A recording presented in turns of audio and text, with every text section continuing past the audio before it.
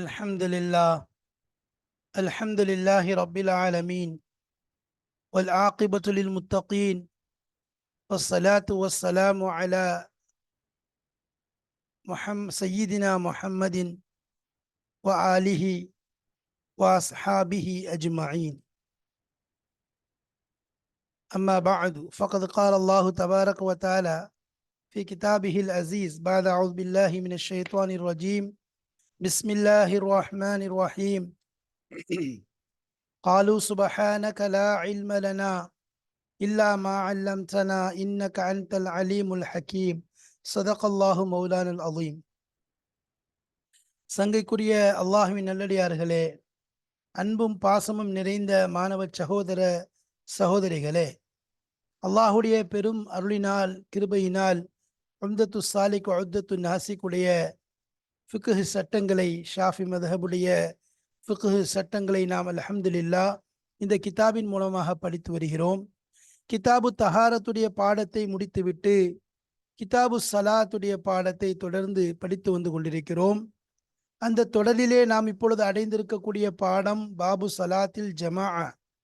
அல்லாஹுடைய கிருபையினால் சலாத்தில் ஜமா, ஜமாத்துடைய தொழுகை சம்பந்தமான பாடம். இந்த பாடத்தை நாம் ஓரளவு அல்ஹம்துலில்லாஹ் நிறைவு செய்து விட்டோம். இறுதியாக அந்த பாடத்தில் உள்ள சில முக்கியமான விஷயங்களை, அதாவது பாடம் 106 ஜமாஅத் தொழுகை பாடம்தான்.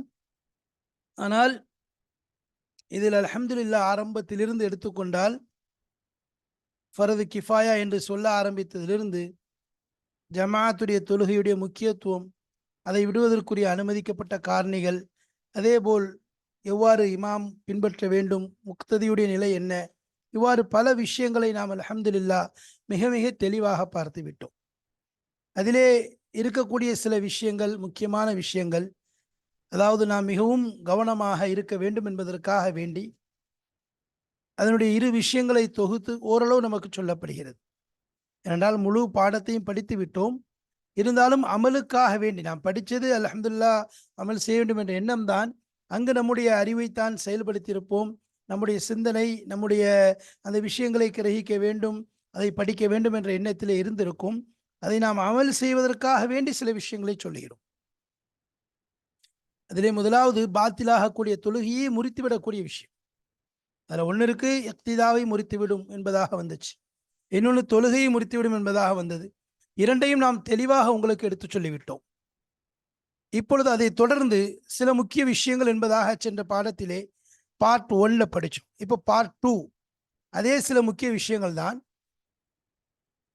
இதில் என்ன சொல்கிறோம் அப்படின்னு சொன்னால், மக்ரூஹான விஷயங்களை முன்வைக்கிறோம். கராஹத் ஏற்படக்கூடிய விஷயங்கள். கராஹத் என்றால் ஏதாவது பாத்திலில் கூட நாம் கவனம் அதிகமாக செலுத்துவது வாய்ப்பு இருக்கிறது. பாத்திலாகி விடக்கூடாது, தொழுகை முறிந்துவிடக்கூடாது என்று கண்ணும் கருத்துமாக அக்கறையாக இருக்கக்கூடிய வாய்ப்புகள் அதிகம். ஆனால் கராஹத்துடைய விஷயத்தையோ சந்தேகத்துடைய விஷயத்தையோ நாம் அந்த அளவிற்கு கவனம் செலுத்துவோமோ என்றால் அதில் மிக மிக கவனக்குறைவு ஏற்படுவது சாதாரணமான விஷயம்தான். அப்போ இதில் எதில் மக்ரூஹு கராஹத் எதில் இருக்கு, நம்ம அதை விட்டு எவ்வாறு நீங்கிக் கொள்வது, எவ்வாறு அதிலே தப்பிப்பது என்று நாம் யோசிக்க வேண்டும். எனவேதான் கராஹத்துடைய விஷயங்களை தனியாக நாம் எடுத்து சொல்லுகிறோம். ஏனென்றால் நாம் நம்முடைய தொழுகையிலே கராஹத் என்பதாக பொடுபோக்கு, அதாவது மக்ரூஹு தானே என்றும் சொல்லக்கூடாது. ஏன்னா நம்முடைய பழக்கம் என்னாச்சு, மக்ரூஹு தானே என்று சொல்லிட்டு அந்த விஷயத்தை செய்வோம். சுன்னத் தானே என்பதாக சொல்லிவிட்டு அதை விடுவோம். முஸ்தஹப் தானே என்பதாக சொல்லிவிட்டு அந்த விஷயத்தை விடுவோம். இந்த இடத்துல நம்ம ஒரு சின்ன நுணுக்கமான ஒரு பாயிண்ட்டை கவனிக்கணும். அது மட்டும் இல்லாமல் நாம் அந்த விஷயத்தை மக்ரூஹ் தானே என்று சொல்லும்போது, மக்ரூஹ் என்ற வார்த்தையை சொல்லும் பொழுதும் முஸ்தஹப் தானே என்று சொல்லும் பொழுதும் அந்த வார்த்தையினுடைய பின்னுள்ள அந்த விஷயத்தை கவனிக்கணும். என்ன மக்ரூஹ் என்றால் என்ன? வெறுக்கப்பட்டது. இது வெறுக்கப்பட்டது தானே. யாரால் வெறுக்கப்பட்டது? யார் அதை வெறுத்திருக்கின்றார்? அதை வெறுக்கக்கூடியவர் யார்? அல்லாஹ், அல்லாஹுடைய தூதர் அவர்கள் கொண்டு வந்த ஷரிஅத் அந்த விஷயத்தை வெறுத்திருக்கு. அப்ப அது வெறுத்த விஷயத்தை நாம் செய்வது, அதில் நாம் பொடுபோக்குத்தனத்தை காண்பிப்பது என்பது மிக ஒரு ஆபத்தான விஷயம்.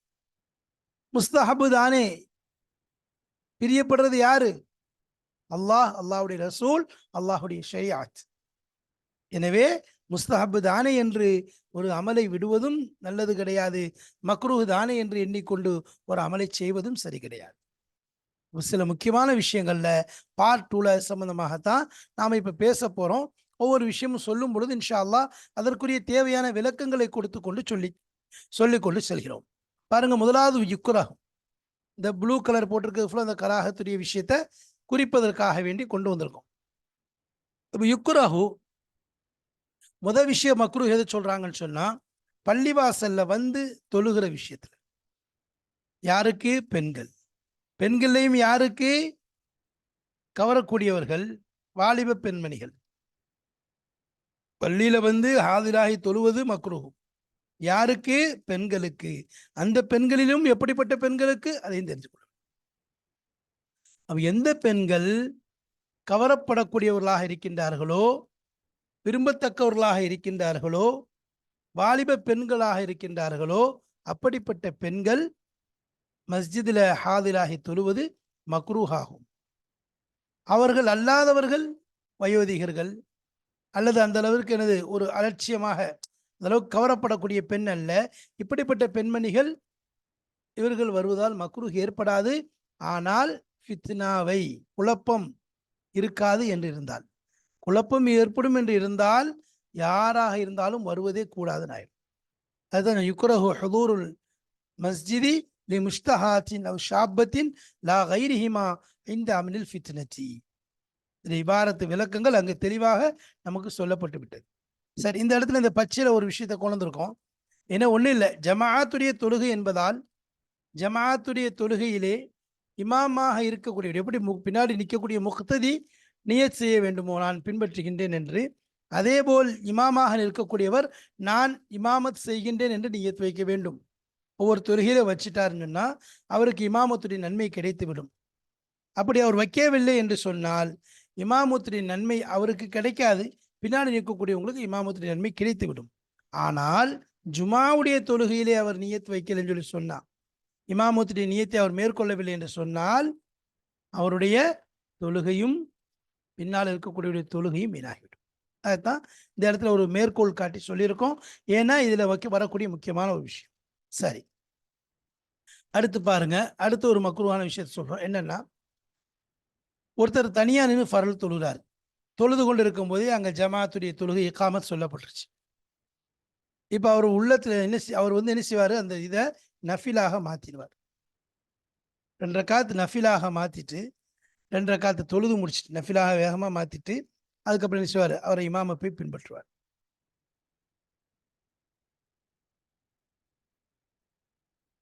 சரி, அதே நேரத்துல மாத்திட்டு போற விஷயம் சொன்னோம், கல்புகு வேணும். மாத்தாம அப்படியே போய் என்ன செஞ்சாரு, இமாமோடையே சேர்ந்ததாக நியத் வைத்துக் கொண்டால் தொழுகை கூடிவிடும். ஆனால் அங்கு மக்ரூஹானது ஏற்பட்டுவிடும். அப்ப அதனால அந்த 2ல எது சிறந்தது? நியத்தை மாத்திட்டு நஃபிலாக 2 ரக்காத்தை தொழுதுட்டு அதுக்கு போய் பின்பற்றணும்னு சொல்லி சொன்னா நம்முடைய தொழுகையும் சரியாகிவிடும், அந்த கராகத் என்ற அந்த நிலையும் ஏற்படாது. அதுதான் சொல்றாங்க, வலவு தஹல ஃபில் ஃபர்தி முன்ஃபரிதன் உகீமத்தில் ஜமாஅத்து நுதிப கல்புஹு நஃபிலன். நஃபிலாக அதை மாற்றுவது சுன்னத்தாக்கப்படும். ரக்காத்தைன் 2 ரக்காத் நஃபிலாக சும்மா யக்ததி பிறகு இமாமை பின்பற்றி தொழுவார். ஃபஇல்லம் யஃஅல் தான் தேவங்க. ஃபஇல்லம் யஃஅல் அவர் அவ்வாறு அந்த தொழுகையை 2 ரக்காத்தை நஃபிலாக மாற்றாமல் வ நவல் இக்திதா ஃபி அஸ்னாஇ ஸலாத் இகாமத் சொல்லப்பட்ட உடனே இவர் தொழுது கொண்டிருக்கும் அந்த தொழுகைக்கு இடையிலேயே இமாமை பின்பற்றுவதாக நியத் செய்து கொண்டால் சஹ தொழுகை கூடிவிடும், இக்திதாவும் கூடிவிடும். ஆனால் கூறிய மக்ரூஹாக்கப்படும். 2வது மக்ரூஹ். சரி, அடுத்து இன்னொருத்தர் என்ன செய்யறாரு, இமாமோட தான் என்ன செய்யறாரு, தக்பீர் கட்டுறது. இதுக்கு நேர் எதிரான மசாயில். இமாமோடு சேர்ந்து தக்பீர் கட்டி ஜமாத்தாக தொழுகிறார். திடீர்னு ஜமாத்தை விட்டு அவர் வெளியேறி விடுகிறார், தனியாக தொழுகிறார், தொழுது முடிச்சார். தொழுகையை கூடிருமா? கூடிரும். ஆனால் எந்தவித காரணமும் இல்லாமல் இவ்வாறு செய்வது, இமாமை பின்பற்றி தொழுது கொண்டிருக்கும் பொழுது திடீரென ஜமாஅத்திலிருந்து வெளியேறி தனியாக அவர் தொழுகையை நிறைவேற்றினால் கூடிவிடும் தொழுகை, ஆனால் மக்ரூஹாகிவிடும். காரணம் இல்லாமல் இருந்துச்சு. அதுதான் சொல்றாங்க. அத்தம்ம முன்ஃபரிதன் ஜாஸ, தனியாக நிறைவேற்றினால் கூடிவிடும். லாக்கின் என்றாலும் யுக்ரஹு பிலா உதிரின், எந்த தங்கடமும் காரணமும் இல்லாமல் அவ்வாறு செய்வது மக்ரூஹாக்கப்படும். இது கராகத்தை தவிர்த்து கொள்வது மிக முக்கியமான விஷயமாக இருக்கிறது. அடுத்து பாருங்க, நம்ம தக்பீர் தஹ்ரீமாவுடைய விஷயத்துல சொன்னோம். பொதுவா இமாமோட, அதாவது நிறைய விஷயம் தெரிஞ்சு, இமாமோட தக்பீர் தஹ்ரீமால இணையவே கூடாது. இமாமுக்கு பின்னாடி தான் செய்யணும். ஆனா அவருக்கு சந்தேகம் வந்துச்சு, அதாவது ஒன்றும் தக்பீர் தஹ்ரீமால இமாமோட இணைஞ்சிட்டார் ஒன்றும், அல்லது சந்தேகம் வந்துச்சு இமாமோட சேர்ந்து தக்பீர் கட்டிட்டனோ அல்லது பின்னாடி தான் கேட்டனா என்ற டவுட், சந்தேகம் ஏற்பட்டுச்சு. இப்போ அவருக்கு அந்த தக்பீர் தஹ்ரீமா நிகழாது. தக்பீர் தஹ்ரீமா நிகழாதுன்னா அவருடைய தொழுகை திரும்ப ஒரு தக்பீர் தஹ்ரீமா கெட்டி ஆகணும், இல்லைன்னா தொழுகக்கூடாது. சரி, இது எதுலன்னு சொன்னா தக்பீர் தஹ்ரீமால மட்டும் இந்த நிலை ஏற்பட்டுச்சுன்னு சொல்லி சொன்னா தொழுகை கூடாமல் போய்விடும். அந்த தக்பீர் தஹ்ரீமா என்பது நிகழாது. அதனால அவர் நினைச்சு திரும்ப அவர் கட்டி தொழுகை ஆரம்பிப்பார். இது தக்பீரத்துல் இஹ்ராம்ல மட்டும்தான். மற்ற விஷயங்கள்ல, ருக்குவிலாக இருக்கட்டும் அல்லது மற்ற விஷயங்கள்ல, அது அல்லாத மற்றதுல நான் இமாமோடு சேர்ந்து போயிட்டனோ அல்லது இமாமோடு சேர்ந்து போனனா அல்லது போகலையாங்கிற டவுட், அல்லது இமாமோடு சேர்ந்து போய்விட்டேன் என்று நினைத்தால் அந்த இடத்துல மக்ரூஹ் தானே ஒழிய அது தொழுகையில் எந்த பாதிப்பையும் ஏற்படுத்தாது. சரி, அதே நேரத்தில் ஆனால் ஜமாத்துடைய ஃபதீலத் அவரை விட்டு தவறிவிடும். ஜமாத்துடைய ஃபதீலத் என்ன செய்யணும்? தவறிடும். சரி,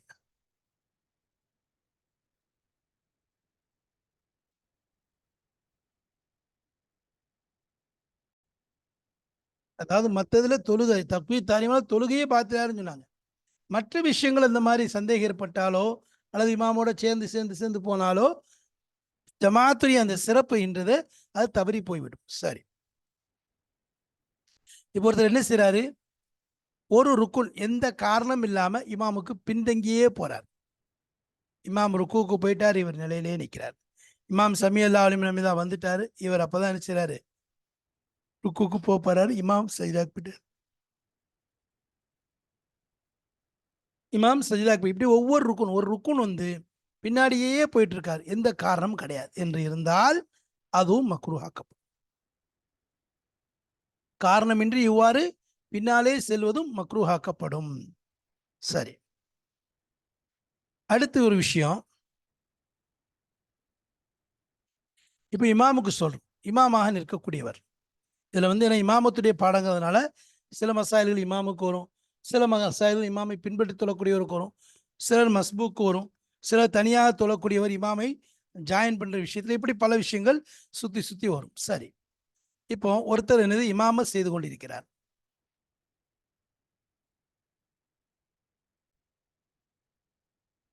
ஒருத்தர் இமாமத் செய்து கொண்டிருக்கிறார்.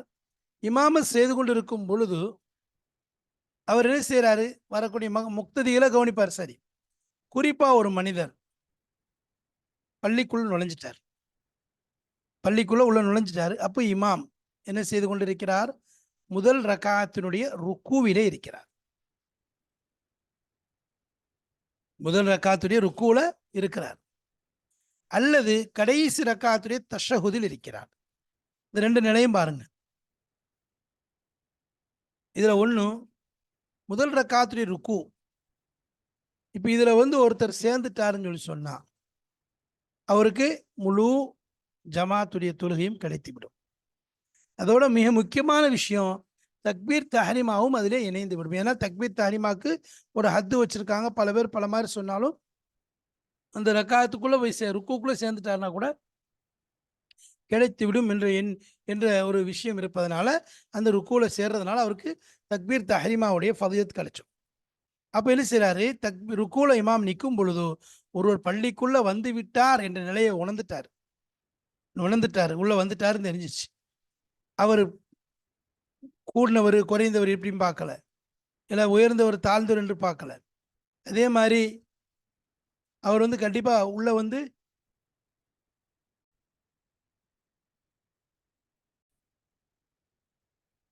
அப்ப அந்த நேரத்துல ருக்கூல வந்து இணைஞ்சிட்டாங்கன்னா தக்பீர், அதாவது தக்பீர் தஹ்ரீமாவுடைய நன்மை கிடைச்சிரும். ஜமாத் முழுமையான ஜமாத்தில் கலந்து கொண்டு நன்மை கிடைச்சிடும். இப்போ அதே நேரத்தில் தஷஹுது கடைசி ரக்காத்துடைய தஷஹுதுல வந்துட்டாருன்னு சொன்னா அவருக்கும் அந்த தஷஹுதுல வந்து இணைஞ்சிட்டாருன்னு சொன்னா ஜமாத்துடைய நன்மை கிடைச்சிடும். ஃபதிலத்துல் ஜமாத் அவருக்கு கிடைச்சிடும். ஆனா இந்த ரெண்டுக்கும் வந்து எதிர்பார்க்குற விஷயத்துல ஒன்லி அவங்கள வந்து சரி இந்த நன்மை கிடைக்கட்டும்ங்கிற இபாதத்துடைய நோக்கமாகத்தான் இருக்கணும், வேற எந்த நோக்கம் இருக்கக்கூடாதுன்னு சொல்லிட்டாங்கல்ல. இந்த ரெண்டையும் தவிர வேற எதிலையாவது எதிர்பார்க்கலாமா என்று சொன்னால் இது அல்லாத வேறு எதிலேயும் என் தவிர இன்திலார் என்பது மக்ரூஹாக்கப்படும். இது மக்ரூ. சரி, அடுத்து இன்னொரு விஷயம், அதாவது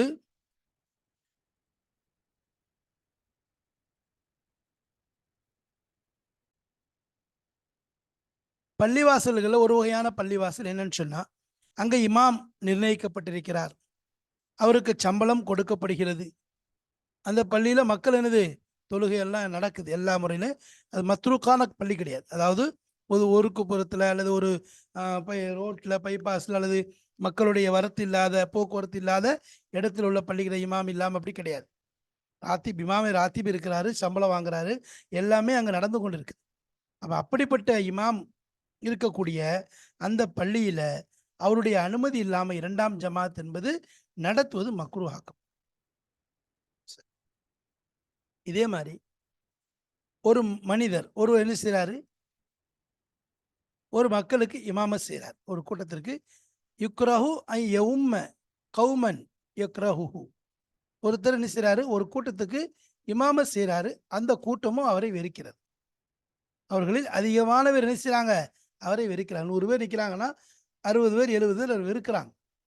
எதுக்காக வேண்டி வெறுக்கிறாங்க? தனிப்பட்ட பகை என்பதற்காக வேண்டி அல்ல, அல்லது வேறு எதுவும் காரணம் கிடையாது. மாறாக சபபின் ஷரஇயின் ஷரியத்துடைய காரணத்தினால்தான். என்ன ஒன்றும் அவர் கொஞ்சம் அருவருப்பான செயல்கள் செய்யக்கூடியவராக இருக்கிறார், அல்லது பகிரங்கமாக பாவத்தில் ஈடுபடக்கூடியவராக இருக்கிறார், அல்லது சில எந்த விஷயங்கள் ஷரியத்திற்கு முரணானதோ அப்படிப்பட்ட விஷயங்களை செய்யக்கூடியவராக இருக்கிறார், அல்லது அஹ்லாக் இல்லாமல் நிறைய இந்த மாதிரி சில காரணங்கள் இருக்கு. அப்போ அப்படிப்பட்ட நிலையில இருக்கக்கூடியவருக்கு அவர் தொலை வைக்கக்கூடிய அந்த கூட்டத்தில் அதிகமான பேர் அவரை வெறுக்கிறாங்கன்னு சொன்னா அந்த நிலையில அவர் இமாம செய்யறது மக்ரூஹாக இருக்கிறது. சரி, அடுத்து பாவிகளுக்கு பின்னாடி தொழுகிறது. ஃபான்னு சொல்லி சொன்னோம், ஃபாவை அதிகப்படுத்தக்கூடிய அந்த ஆட்கள். இவருடைய விளக்கங்கள்லாம் அந்த இடங்கள்ல தெளிவாக விவரமாக நமக்கு என்ன செய்யப்பட்டுச்சு, சொல்லப்பட்டு விட்டது. இது ஒரு மேலோட்டமான ஒரு விஷயம்தான் இப்ப பேசப்படுது.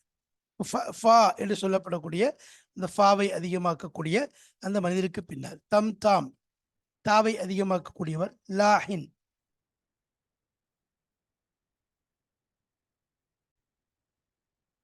லாஹின் என்றால் கருத்து மாறக்கூடிய அளவுக்கு அல்ல, ஓரளவு என்னது தவறுகள் செய்யக்கூடியவராக இருக்கிறார், இந்த ஓதல்களில் தவறுகள் செய்கிறார் அப்படி சொன்னா அப்படிப்பட்ட மனிதருக்கு பின்னாடி தொழுவதும் மக்ரூஹாக்கப்படும். சரி, அடுத்து கடைசியா சொல்றாங்க யுக்ரஹும் யர்தஃபிஅல் மௌகிஃபல் இமாம். இமாமுடைய நிற்குதல் உயரமாக இருக்கிறது, மாமுடைய நிற்குதல் தாழ்வாக இருக்கு. இமாம் ஒரு மேடை மேலே நிற்கிறார், மற்றவங்க மாமும் கீழே நிற்கிறாங்க, இமாம் கிட்ட எந்த வித சஃபும் இல்லை. இந்த நிலையில இப்படி நிற்கிறது மக்ரூ. அல்லது இமாம் கீழே நிற்கிறார், மாமும் எல்லாம் மேலே நிற்கிறாங்க, இதுவும் என்னது மக்ரூஹாக்கம். இது பள்ளி அல்லாத பகுதியில்.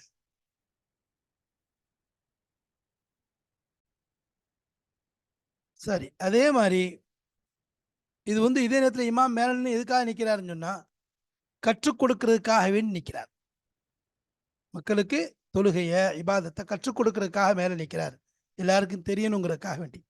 ஓகே, பிரச்சனை இல்லை, மக்ரூஹ் இல்லை. மாமும் நிற்கிறார், எதுக்கு முக்கபிராக நிற்கிறார், அப்பவும் எந்த விதமான பிரச்சனையும் கிடையாது. அது இல்லாம மேலையும் கீழையுமாக மாற்றி நின்னால் அது மக்ரூஹாக்கப்படும். அப்படி இதில் கராகத்துடைய விஷயங்கள் எல்லாம் தெளிவாக நமக்கு சொல்லப்பட்டு விட்டது. அப்போ எது கராகத்தோ எதை செய்வது மக்ரூஹாக இருக்கிறதோ அந்த விஷயங்களை விட்டு முழுமையாக செய்து தவிர்த்து கொள்ள வேண்டும். மக்ரூஹ் தானே என்ற எண்ணம் வந்துவிடக்கூடாது. அதே போல ஒரு சில விஷயங்கள் நம்ம ருக்குவுக்கு வந்து சேரும்போது நம்ம என்ன தஹ்ரீமா விஷயத்தில் சொன்னோம். தக்பீர் தஹ்ரீமாவுடைய விஷயம் வந்ததுனால இந்த விஷயத்தை நான் ஞாபகப்படுத்துகிறேன். இமாம் ருக்குவில் இருக்கும்போது என்ன செய்வோம், ஓடி வந்து சேரணுங்கிறக்காக வேண்டி தக்பீரையே கட்டிட்டு நேராக ருக்குக்கு போயிடுவாங்க. அப்போ அதனால தொழுக கூடாமல் போயிடும். மெயினான விஷயம் தக்பீர் தஹ்ரீமா அதுவும் நின்ற நிலையில சொல்லணும். அல்லாஹு அக்பர், அலிஃப்லேருந்து ரா வரைக்கும் உள்ள எல்லா எழுத்துக்களும் இவர் கியாமுக்கு காதிராக இருந்தால், நின்று தொழக்கூடிய சக்தி பெற்றவராக இருந்தால், நின்ற நிலையில் அவர் முழுமையாக அல்லாஹு அக்பரை சொல்லிவிட்டு தக்பீர் கட்டுவார். சொல்லணும், சொல்லிட்டு தான் அடுத்த ஒரு தக்பீர் சொல்லி ருக்குக்கு போவார். அர்ஜென்ட்ல அவசரத்தில் அப்படியே வந்தவன் என்ன செஞ்சார், அல்லாஹ் அக்பர் அப்படியே ருக்குக்கு போயிட்டாருன்னு சொன்னா, இவர் எத்தனை வருட காலங்கள் தொழுதாலும் இவருடைய தொழுகை கூடாமல் போயிடும். ஏன்? அங்க தக்பீர் தஹ்ரீமாவே இல்லையே, அப்ப எப்படி இவருடைய தொழுகை கூடும்? அதனால இந்த விஷயத்துல நாம ரொம்ப கண்ணும் கருத்தும். அதனால தான் நபி நம்ம மீது இறக்கப்பட்டு சொல்லியிருக்காங்க, தொழுகைக்கு வந்துட்டீங்கன்னு சொன்னா மெதுவா வாங்க, ஓடி வராதீங்க என்பதாக நபி ஸல்லல்லாஹு அலைஹி வஸல்லம் அவங்க தெளிவாக நமக்கு கூறியிருக்கின்றார்கள். அந்த விஷயத்தை ஞாபகம் வச்சுக்கணும். அதே மாதிரி ருக்கூல வந்து நாம ஒரு விஷயம் இருக்குது.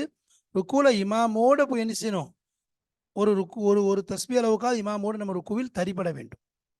இல்லைன்னு சொல்லி சொன்னா, நம்ம ருக்குக்கு போகும்போதே இமாம் எந்திரிச்சிட்டாருன்னா நமக்கு ருக்கு கணக்கில்லாமல் போயிடும். சேர்க்கப்படாமல் போயிடுச்சுன்னா, அப்பவும் நமக்கு அந்த ரக்காத்து வீணா போயிடும். லுஹர் 3 ரக்காத் தொழுதா கூடுமா?